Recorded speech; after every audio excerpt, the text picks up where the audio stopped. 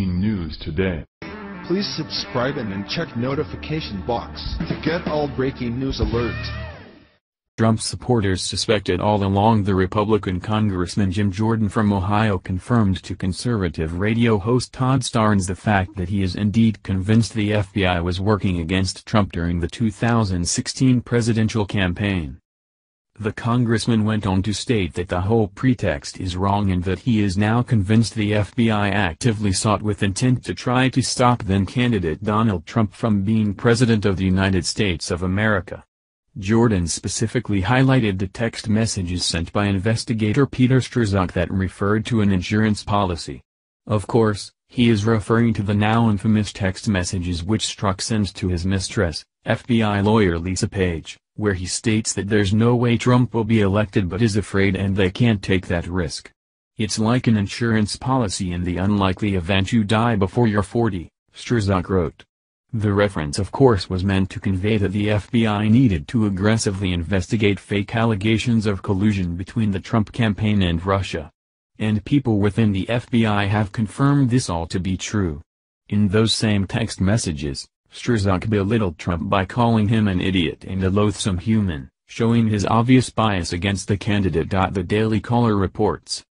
Report: DOJ reviewing more than 10,000 text messages between anti-Trump Mueller investigators. The Justice Department is sifting through 10,000 text messages involving the FBI agent who was kicked off of Special Counsel Robert Mueller's Russia investigation for making anti-Trump comments. Fox News reports that the Bureau is reviewing several months' worth of messages that the agent, Peter Strzok, exchanged with Lisa Page, an FBI attorney with whom he was having an affair. The Justice Department is searching the texts before turning them over to the House Intelligence Committee, a process which could take weeks. The Justice Department's Inspector General discovered over the summer that Strzok and Page exchanged anti-Trump and pro-Clinton text messages last year.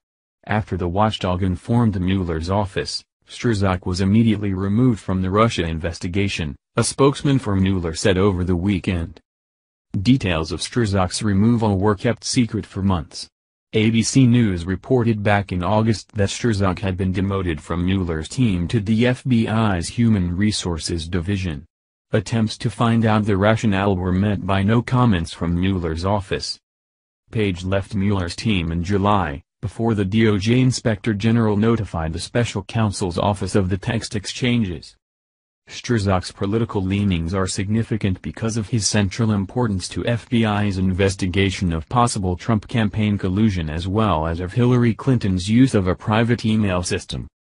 As the FBI's number 2 counterintelligence official, Strzok was tapped at the end of July 2016 to oversee the Russia investigation. He was also a top investigator on the email probe. He interviewed Hillary Clinton and several of her top aides last year about Clinton's email server, which contained thousands of classified documents. Strzok was also involved in developing then FBI Director James Comey's talking points for his July 5, 2016 statement clearing Clinton of any criminal charges. As part of the Russia investigation, Strzok conducted the January 24 interview with then National Security Advisor Michael Flynn. The retired lieutenant general pleaded guilty last Friday to lying to the FBI during that interview about his conversations with Russia's ambassador, Sergei Kislyak. In contrast, Clinton aides Huma Abedin and Cheryl Mills appear to have given contradictory statements about their knowledge of Clinton's server during their interviews with Strzok. They face no legal ramifications, though.